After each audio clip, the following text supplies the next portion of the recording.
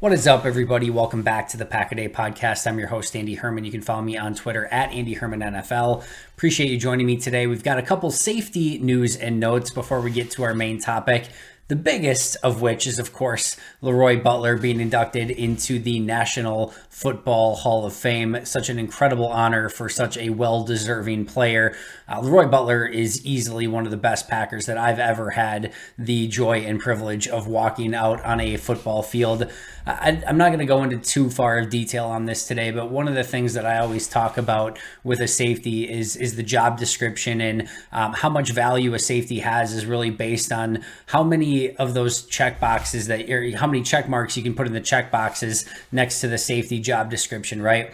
And LeRoy Butler checks all of them. So if you want that single high safety who can get sideline to sideline, play center field, come up and fill in the run game, he can do all of those things. If you want a safety who can cover tight ends, running backs, he can do that. If you want him to be able to come up and play the slot and play a wide receiver from time to time, he can do that. If you want him to be able to blitz off the edge, be a safe tackler on the back end, like whatever job you need LeRoy Butler to do, he could do at an incredibly high level. And that's what made him such a special player. And his ability off the edge as a pass rusher coming down in the box, whether it be from safety or whether he lined up as like the nickel corner, was, again, astounding what he was able to do. And again, at a time where, you didn't have some of these hybrid type of players. You had a Rod Woodson, back at that time, and then eventually you got into some of like the Rondé Barbers and things like that. But man, he was just such a special talent. And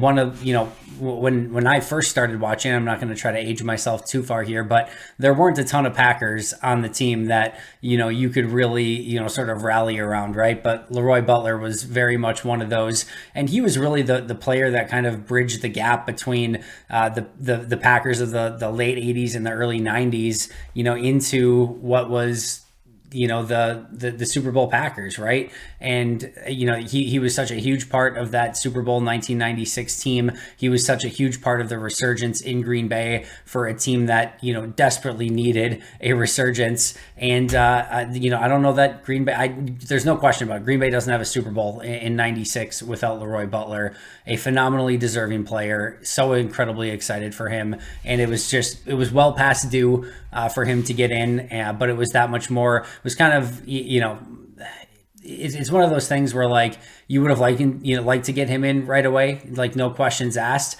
but like it almost gives it a little bit more reverence when it took a little bit longer, and it made it a little bit more like, is he going to get in? Is he going to get in? Like all decade team, like what more do you possibly want, right? And he finally gets in, and it makes it feel that much more special. So that was a really cool moment. Congratulations to LeRoy Butler, one of the all-time great Green Bay Packers, and clearly one of the all-time great NFL players and one of the all-time great NFL safeties. So congratulations to LeRoy Butler, more than deserving.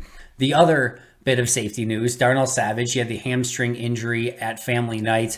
Well, per Rob Demovsky, the hamstring injury is not a cause for concern, and he checked out fine. So that is huge news for the Packers at a position that they have, they actually have quite a few guys that I think are 53-man roster players potentially, and Vernon Scott and Sean Davis. I even think Ennis Gaines can get in that conversation. Maybe Tariq Carpenter. We'll talk about him a little bit more in just a little bit. But I think they have like players that could be like a lot of guys after your top two that could be like a number 5 or number 5 safety, right? Like if Vernon Scott, Sean Davis, Tariq Carpenter, like Ennis Gaines, if any of those guys were your 5th safety, you'd be like, yeah, okay, that's fine. I just don't know any of them profile as a number 3, and certainly not as a number 2. And that's where the concern would lie, right? If Darnell Savage were to miss any period of time, or if Adrian Amos were to miss any, consecutive games or things like that, like that's where you start to get a concern. And thankfully with Darnell Savage, it sounds like this is nothing major, and hopefully he's able to return sooner rather than later. But either way, it is not a cause for concern per Rob Demovsky. All right, let's jump into my main topic for today.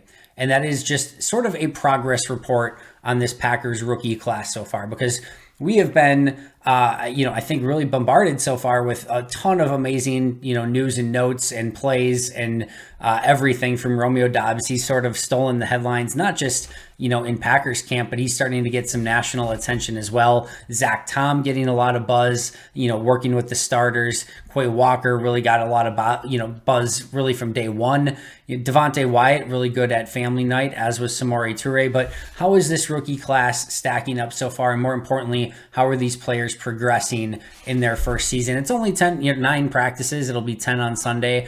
So there's still a ton of ways to go. We haven't even seen any of these players in preseason, but we've now been rookie minicamp, OTA, and now we're through 9 days of training camp, including family night, and we can start seeing some of the progression for these players. So I'm just going to run through them one by one, give you my observations for the Packers draft class and a few of the undrafted free agents. I'm not going to go through all of them, but let's start with Quay Walker.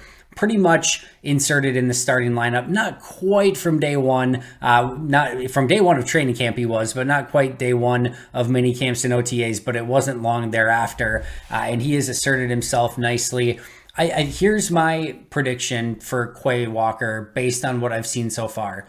I think you are going to see a ton of Quay Walker, first of all. I don't think he's going to come off the field very often. I think he has solidified his spot as a starter on this defense. He is going to be a first-year starter. He is going to play a ton. There are going to be a plethora of splash plays from him. I'm not saying interceptions, forced fumbles, fumble recoveries. I'm just saying plays where you're going to see speed and athleticism from a linebacker that you're just not used to seeing in Green Bay. There will be some, holy crap, they have a linebacker that can get to the sideline like that. And I know Devondre Campbell obviously has some of that as well, but I think this is even just a tick above that. I think people are going to recognize that from day one, and I think there's going to be some real splash plays that people just aren't used to from the linebacker position. Also, I do think there's going to be some hiccups and there's going to be a learning curve along the way. And I do think there's going to be a few growing pains as well. I do think there's going to be times, and we've seen it so far, where he gets lost in coverage a little bit. I think we're going to see times where he's thinking and not reacting. And once he gets to the point, probably in year 2, year 3, where he's just reacting and not having to think so much, I think we'll see the unleashing of the complete beast that will be Quay Walker. I think he's going to be a high-end player at the linebacker position in this league, but I do think it's going to take a little time, and that's okay. You don't need a superstar from day one. And I think the fact that you have Devondre Campbell to pair with him is a beautiful, beautiful thing. I think the fact that you have a Chris Barnes, that you have depth behind him, I just think this is a really great spot for Quay Walker. And I think he's going to be more than deserving of that, starting spot. I think he's going to be clearly one of their best 11, and they're going to keep him out on the field a ton. And like I said, I think that's going to be a plus for this defense. But I don't think it would be fair to just be like, all right, he's going to come in, be this stud, 90 Madden player, right away from the word go, right? There are going to be some coverage, pain points. There's going to be some times where he's just not diagnosing quite as quick. So I just want to sort of lay the foundation for that, because I think A, that's okay, and B, should be expected. I think you look at some of the fast linebackers, even the Devin Whites, even the Roquan Smiths, guys like Jordan Brooks, Patrick Queen has not developed, over the time period, but some of these fast, quick linebackers that are making quick decisions, getting to the football, it takes a little bit of time for them to sort of get their feet under them and understand how to kind of let the game slow down a little bit and almost come to you. I think that's going to take a little bit of time for Quay Walker. And remember, it's not like this is a linebacker that played a ton of snaps at the University of Georgia. He was used in different situations, different packages, but wasn't a full-time player all the time at Georgia. So this is going to take a little bit of time, a little bit of growing pains, but I think he's going to be a stud. I think we're going to see those flash plays, and like I said, I think he's going to earn his spot in the top 11. I think he can have.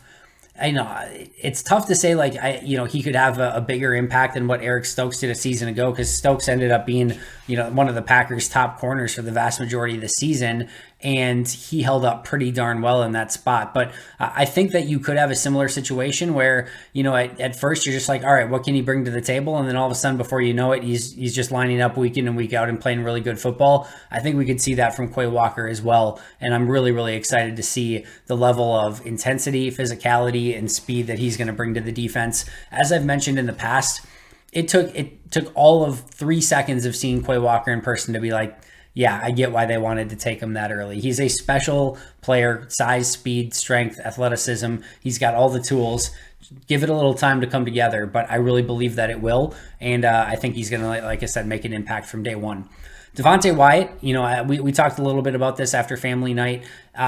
Slow start to camp, but a really nice family night, variety of different pressures, some stops in the backfield. And he has had those flash plays. Consistency is going to be the question mark.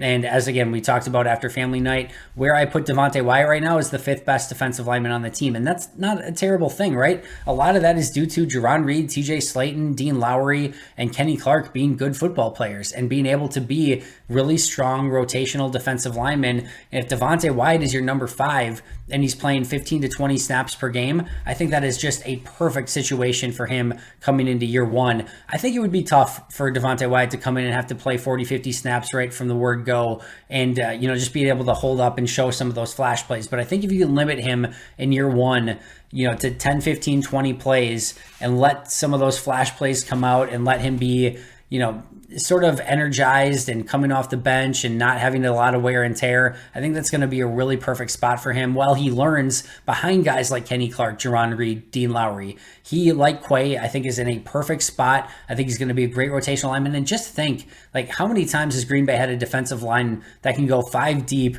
with a first-round pick who's flashing legitimate potential as the 5th guy on that line? And don't get me wrong, I think that Wyatt can progress through the course of the season. And the hope is that sooner rather than later, he progresses past TJ Slayton. He progresses past Jarran Reed. He progresses, past Dean Lowry. And he becomes, right there with Kenny Clark as one of the top defensive players on this team.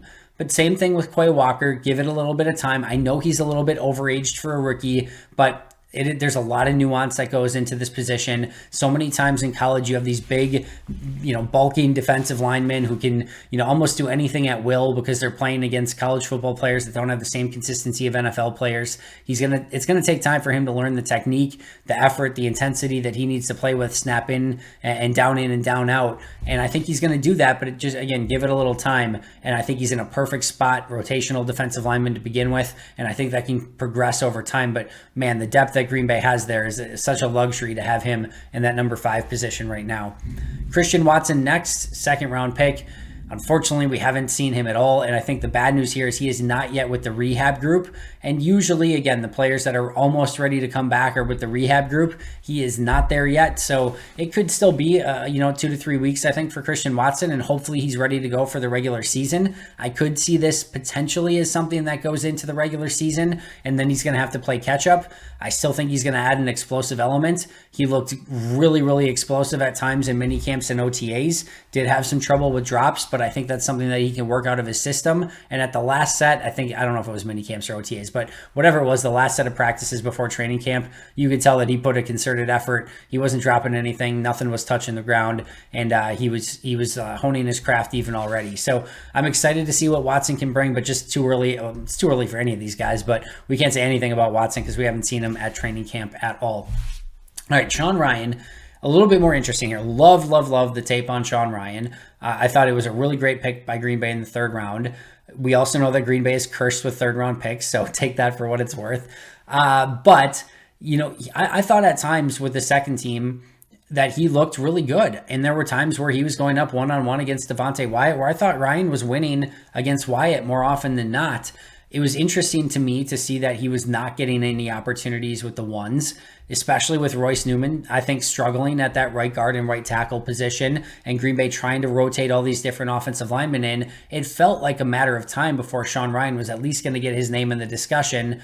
I don't think that's the case anymore. I think this is going to be a little bit more of a redshirt year. And listen, if he ends up being the 8th, 9th, 10th offensive lineman for Green Bay this season, redshirts and comes back next year with a little bit more of a, muscular build and a little bit more fit and all those sort of things, I think he's going to have the ability to be a really good player in this league. I've compared him in the past, watching him on tape, to Josh Sitton. I think he has that type of, physicality and ability. I'm not saying that's what he's going to become, and that, Sitton was obviously a really great player for the Packers, but I do think he's going to have to hone his craft a little bit more, and I don't think he's quite there yet. I think the difference between a Sean Rhyan and a Zach Tom is technique and, footwork. And I think those things are paying off for Zach Tom so far. And I don't think it's quite there for Sean Ryan. And then at family night, Ryan had a really tough night. 2 holding penalties, got beat clean by Devontae Wyatt. Those are things that he's going to have to clean up. Right now, it looks like this is going to potentially be a little bit more of a retro season. That's not to say that as the season goes along and as he starts to hone in it, and get a little bit better on his craft, that he couldn't be,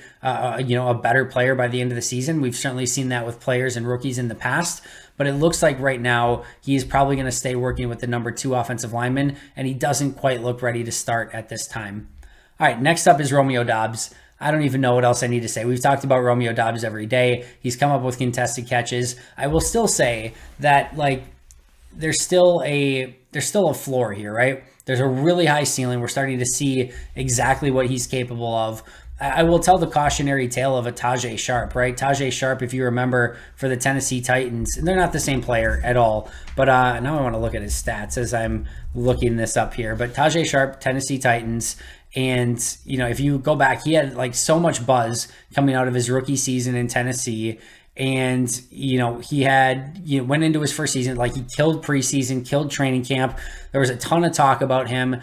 And then what did he do his rookie year? He had a decent year for a rookie, right? 41 catches, 522 yards, and 2 touchdowns. If you told me right now that that's what Romeo Doubs did this season, I'd be like, yeah, I could see 41 for 522 and 2 touchdowns. I think that's a reasonable expectation. But the thought would be that he would continue to progress and then get better and better. Well, he didn't play in 2017. In 2018, he had 26 catches. In 2019, he had 25 catches. In 2020, he had none. 2021, he had 25 catches again. Never really progressed much past that first season. In fact, that first season is really only decent, almost decent season. He had a couple, okay years here and there, but nothing that compared to his first season. And, he was a 5th round pick by the Titans. So it's just a cautionary tale because Tajay Sharp, like I said, training camp, preseason, was the guy that everyone was talking about. And it was wow, the Titans got a steal in the 5th round. And Doubs is his 4th rounder. And like I said, very high on Doubs. I don't think they're the same player. I don't think that, he is going to, just have the Cinderella slipper fall off or anything like that. You can see he's wired right. He's doing all the right things. He's already doing things well advanced of what I thought he was even doing at the University of Nevada.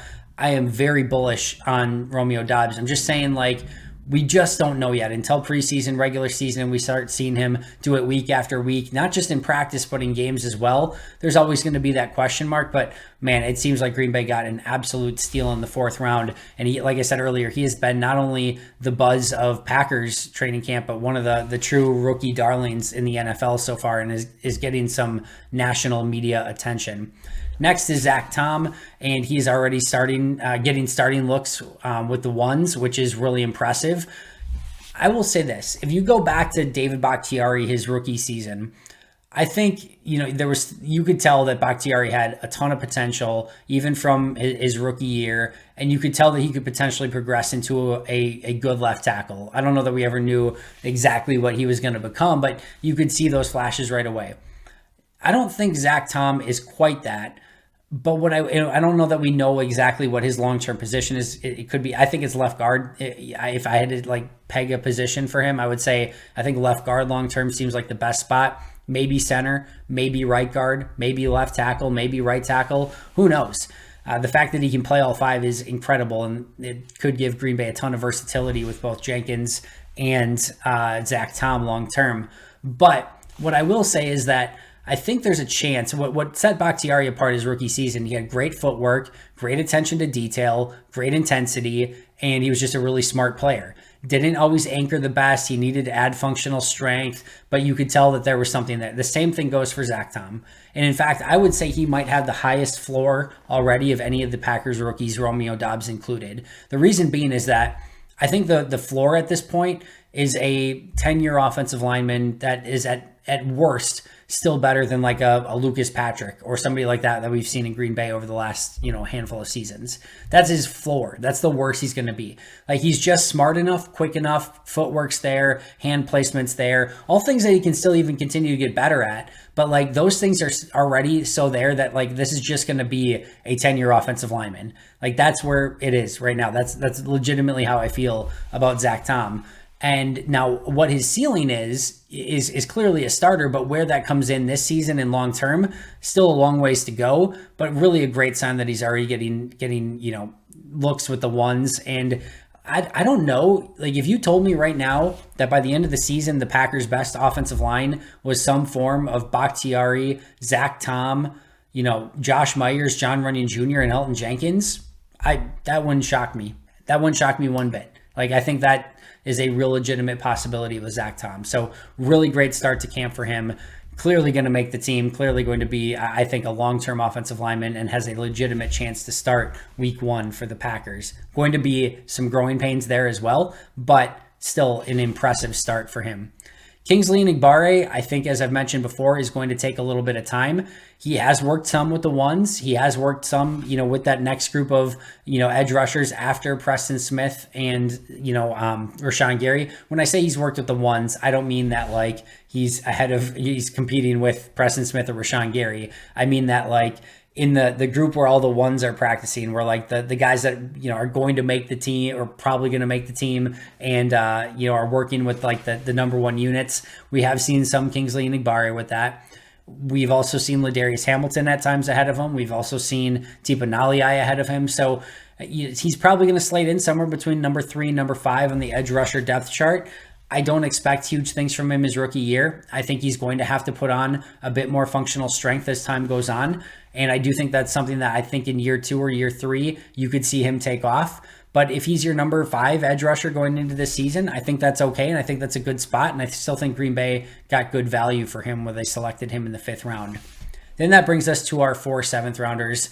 Tariq Carpenter, to me, has not shown anything as a safety yet. I think the example on the Samori Toure touchdown in Family Night was just great. Like, he just doesn't have, I don't think, the foot speed or the ability to sort of get deep, play that center field.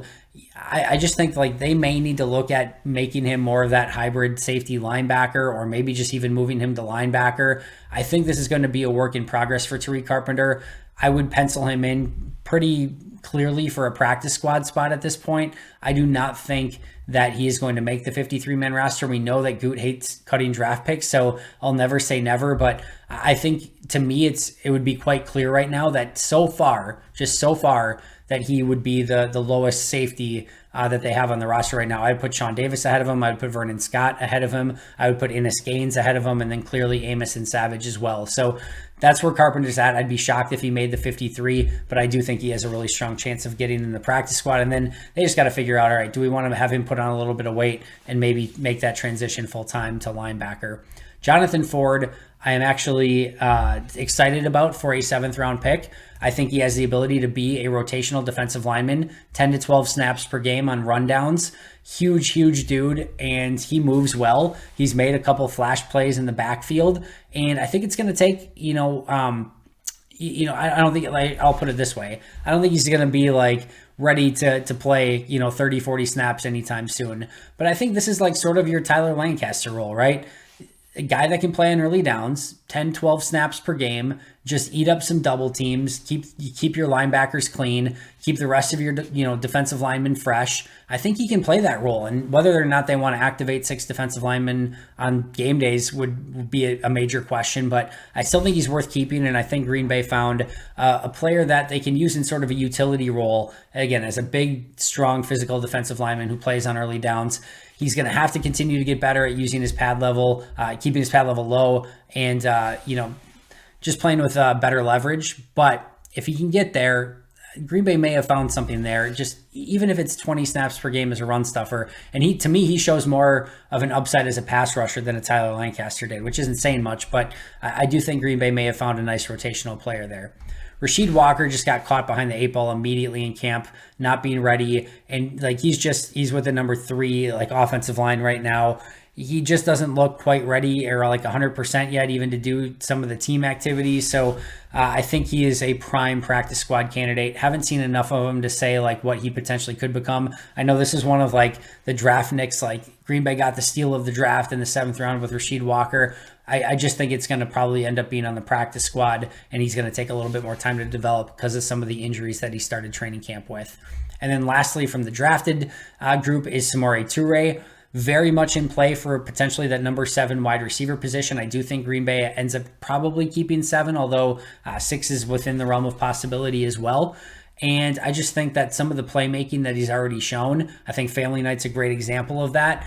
There's just something there with Samori Toure, and I think he can be used on the outside on special teams some. I think he can be used as a returner some if you wanted to go in that direction. I think he can start off as probably more of a slot guy, but I think he can develop on the outside. I think he shows some deep ball ability on a team that doesn't exactly have a ton of deep ball threats. So, sign me up for Samori Toure making the roster. If not, they will very much try to get him back on the practice squad. But if he shows out at all in preseason, I think Green Bay would have to be afraid that they could potentially lose him to a team that maybe needs a wide receiver. So I'm going to say that Toure makes it, but I still think he's more trending in the right direction, especially after Family Night. A couple other undrafted free agents. Jack Coco would definitely, I think, be ahead of Steven Wirtel at this point for the long snapper spot. I don't know that the long snapper is on the roster right now. Green Bay may have to go outside the roster to find somebody different. But that's a real concern going into week 1, because if your long snapper's not on the team, you've got a new punter here. Mason Crosby's been out. Like that week 1, long snapper to holder to kicker could be the first time that they're working together that week if that ends up being the case. But right now I would put Jack Coco, undrafted free agent, ahead of Steven Wirtel, so he has a chance to make the team. Tyler Goodson and BJ Baylor, if Patrick Taylor remains out, have the opportunity to fight for that number 3 spot. I've given the idea that maybe they only keep 2 and pull guys up from the practice squad, but if they decide to keep 3 and it's not Patrick Taylor, then one of those 2 guys you would think would make it. I would give a slight nod to Tyler Goodson, but BJ Baylor's pass protection isn't anything to forget about either, and he would be in that conversation for sure. One player that is really, really fun is Caleb Jones, 6'9", 370-pound offensive lineman who looks even bigger, a mammoth human being. And basically, as an edge rusher, if you get into Caleb Jones and he gets his hands on you, it's done. You're not doing anything. You're not going anywhere. You're not going to bull rush him back into the quarterback. Like you better beat him quick off the edge and not let him get his hands on you, because he's just going to, it's over. You're not moving him. He's going to keep his huge bear mitts on you. He's an interesting player. Now, what that amounts to remains to be seen. Probably a practice squad guy, but he's held up pretty well in some of the one-on-ones per Bill Huber, who's been tracking a lot of those. And it's just an interesting player. Green Bay doesn't have a player of that size and stature, but clearly almost nobody does. 6'9", 370 is absurd, but he's an interesting player, and he's caught my interest enough that I would like to see him end up on the practice squad. By the way, fun fact, Caleb Jones, 370 pounds. Rico Gafford and Shamar Jean-Charles, 368 pounds combined. So Caleb Jones, big dude. Gabe Burkich is the undrafted free agent kicker. Not great, but if Mason Crosby is not ready for week 1 and Green Bay doesn't bring in another kicker, that's another undrafted guy who could make it week 1. And then a guy that I don't think has the opportunity to make the roster, but I've been impressed with so far, and like I said, is a lead pipe block in my opinion for the practice squad, is Danny Davis.